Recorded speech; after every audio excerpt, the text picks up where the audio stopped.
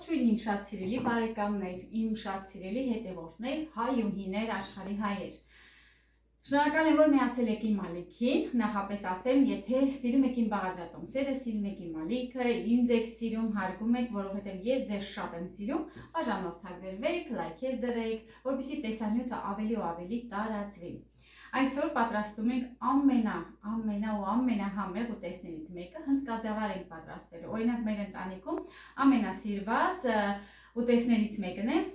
Օրինակ իտալացիները չեն ուտում, միայն հնդկաձավարի ալյուր են օգտագործում որպես առողջարար ալյուր, բայց որպես հնդկաձավար, որպես ձավար չունեն, խանութներում չի վաճառում։ Ես ռուսական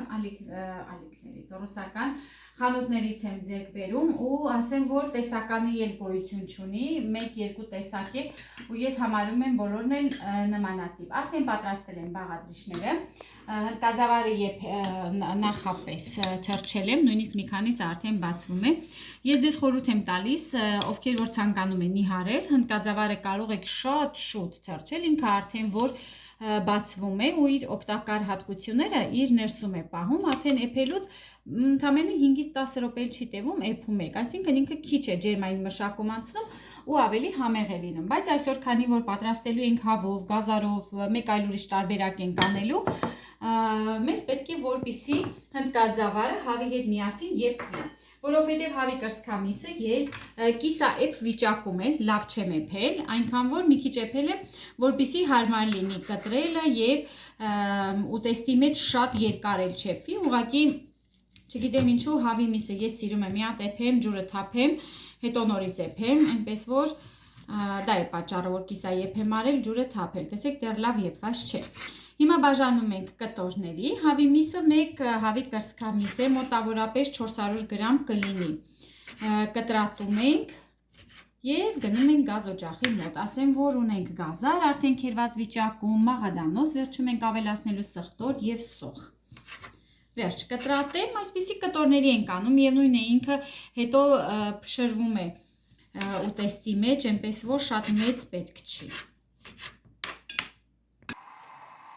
Կացայի մեջ ենք պատրաստելու, ոչ թե թավայի, որովհետև հնդկաձավարը սիրում եմ, որ պատրաստում ենք կացայի մեջ, փոքրուց էլ այդպես եմ սիրել։ Սիրելիներս պատրաստելու ենք յուղով, ռեյդի յուղով ենք պատրաստելու, եվրոպական յուղ է, առողջարար է, ինչ եմ ասում առողջարար, որովհետև այն իր մեջ չի պարունակում հիդրոգենացված նյութեր, այսինքն ավելի հնարավորություն է տալիս մեզ սնվել առողջ, այն չի պարունակում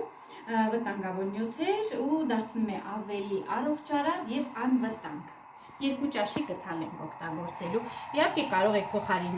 փոխարինել կարագով, ձեթով, ինչով ցանկանում եք։ Հիմա ավելացնում եմ անմիջապես սոխը և սխտորը, շատ քիչ սխտորը, պարզապես մի փոքրիկ համ տալու համար է։ Ավելացնում ենք հավը,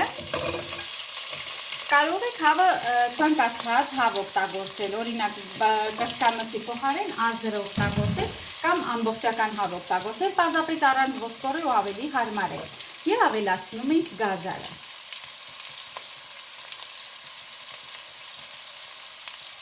Հիմա մի քիչ կտապակենք, որպեսզի ավելի համեղ դարձնենք։ Սիրելիներս, յուրաքանչյուր մանրուք շատ կարևոր է ուտեստի մեջ։ Այօրինակ շատերը հենց ուղղակի ավելացնում են եւ վերջ։ Մի քիչ տապակեք, շատ չենք տապակում, որպեսզի համերը դուրս չգան, ավելի համեղ լինեն, բայց ամեն դեպքում աշխատեք ու համեմունքները կախված է թե երբ եք ավելացնում։ Օրինակ, այսպիսի ուտեստների մեջ ես սիրում եմ նախապես ավելացնել, որպեսզի ինքը յուղի մեջ մի քիչ տապակվի, նամանավանդ կարմիր պղպեղը, քաղցր պղպեղը եւ մի քիչ էլ սև։ Աղը հետո կանենք, երբ որ արդեն հնդկաձավարը ավելացնենք։ Հիմա մի փոքրիկ 2-3 րոպե պետք է տապակենք։ Ավելացնում ենք հնդկաձավարը։ Սիրելիներս, 2 բաժակ հնդկաձավար ունեմ։ Դեռ չեպված արդեն անուշ բույր է։ Լավ ընթրիք է ամբողջ ընտանիքին կերակրելու համար։ Աղ ենք անում, ես խոշոր աղ եմ անում, յոդացված ծովի աղ է, այստեղ սա են վաճառում, ուրիշ տեսակ չեն էլ վաճառում։ Եվ ջուր ենք լցնում, ջուրը այնքան որ ծածկվի, ամբողջ ուտեստը, բոլոր բաղադրիչները պետք է ջրով ծածկվեն եւ մարմանդ կրակին երեսը փակ վիճակում ենք եփելու։ Եփելու ենք այնքան, մինչև որ հնդկաձավարը լավ եփված լինի։ Օրինակ շատերը սիրում են, որ հնդկաձավարը ավելի շատ կարմրած, բոված վիճակում լինի, կամ սիրում են պինդ վիճակում, դա արդեն ըստ ճաշակի է, ով ինչպես սիրում է։ Դրա համար դուք կողնորոշվեք, թե ջուրը որքան եք լցնում, որքան եք ավելացնում։ Եթե սիրում եք ավելի շատ եփված, շատ բացված վիճակում, շատ ջուր ավելացրեք։ Հետո բոլոր հնդկաձավարները չի, որ ունեն նույն որակը, մեկը շուտ եփող է, մեկը ուշ եփող է, այնպես որ ջուրը արդեն դուք կողնորոշվեք։ Կարող եք տաք ջուր ավելացնել միանգամից, որպեսզի ավելի հեշտ եփվի։ Վերջ, հիմա երեսը ծածկում ենք, թողնում ենք մարմանդ կրակի վրա, որպեսզի եփվի։ Սիրելիներս, արդեն ընթացքում իհարկե կարելի է ստուգել, սա բրինձ չի, որպեսզի չխառնենք, ինքը հատիկ կանգնի, ընթացքում շատ հանգիստ կարող եք խառնել ու հետևել ձեր ուտեստին։ Տեսեք, ինչ անուշ ու գեղեցիկ տեսք ունի, սիրելիներս, կարելի է ասել, մեր ուտեստը արդեն հնդկաձավարով փլովը արդեն պատրաստ է։ Անուշ տեսք ունի ու տարբերվում է ամենօրյա սովորական հնդկաձավարը չէ։ Կրակը անջատելուց հետո ավելացնում ենք շատ քիչ կանաչի։ Կանաչին իմ մոտ մաղադանոս է։ Ինչու է մաղադանոս օգտագործում, որ նախ համն է հետաքրքիր մնում եւ գույնն ու տեսքը պահպանում է հետո ուտեստի մեջ։ Արդեն կարելի է մատուցել, տեսեք ինչ անուշ, ինչ գեղեցիկ տեսք ունի։ Վերջ սիրելիներս, տեսեք, ինչ գեղեցիկ, նույնիսկ մատուցելը շատ կարևոր է։ Եթե դուք այսպես դնեք սեղանին, ես գիտեմ, որ շատերը այ հնդկաձավար է, ուրեմն այսօր բան չենք ուտելու։ Ես գիտեմ, որ Հայաստանում միշտ այդպես էինք ասում, բայց իմ ամենասիրած ուտեստներից մեկն է։ Նախ շատ առողջարար է ու շատ կարևոր է։ Գոնե շաբաթը մեկ անգամ ուտել հնդկաձավար, նամանավանդ այն մարդիկ, ովքեր ունեն շաքարային դիաբետ։ Դե ինձ սիրելիներս, կպատրաստեք, նկարները կուղարկեք, կասեք ինչպիսի համն ուներ, համեղ էր թե ոչ, իրայի բաղադրատոմսը ձեզ դուր եկավ թե ոչ։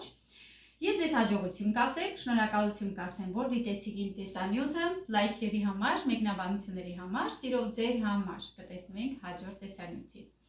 Տաք է, բայց պետք է փորձենք։ Շատ համեղ է։ Ընտիր է, փորձեք այն պայման այս տարբերակով։